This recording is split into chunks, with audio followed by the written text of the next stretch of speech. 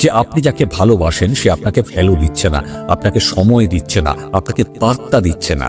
আসলে এর পেছনে একটা সাইকোলজি কাজ করে, কি জানেন? সেটা হচ্ছে আমরা যখন দেখি যে আমাদের পেছনে কেউ আমাদেরকে ফলো করছে বা আমার কথা শোনার জন্য অপেক্ষা করে আছে বা আমাকে পাওয়ার জন্য ওয়েট করে আছে, সেই সময় বা সেই জায়গাতে আমাদের ইগো স্যাটিসফাইড হয়। আমরা মানুষ, আমাদের সবার মধ্যে একটা ইগো থাকে, আর আমরা চেষ্টা করি আমাদের ইগোটাকে স্যাটিসফাই করার জন্য অপর মানুষকে একটু কষ্ট দিতে, অপর মানুষকে একটু পরীক্ষা করে দেখতে যে সে আমাকে পছন্দ করে কিনা। আসলে কি হয়, এই টেন্ডেন্সি বা এই মানসিকতা যে মানুষগুলোর মধ্যে থাকে, সেই মানুষগুলি সবসময় অন্য মানুষকে বা দুর্বল মনের মানুষকে ম্যানিপুলেট করার চেষ্টা করে, তাদেরকে নিয়ে খেলার চেষ্টা করে, তাদের মনটাকে নিয়ে খেলার চেষ্টা করে।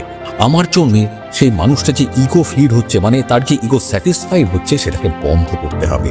আর যেই মুহূর্তে আপনি তার ইগো স্যাটিসফ্যাকশনটা বন্ধ করে দিতে পারবেন, তার চাহিদাটা, এই যে একটা বিকৃত মনের চাহিদা, সেটা যখন বন্ধ করে দিতে পারবেন, দেখবেন সেই মানুষটা আপনার পেছনে পাগলের মতো দৌড়তে আরম্ভ করে দিয়েছে।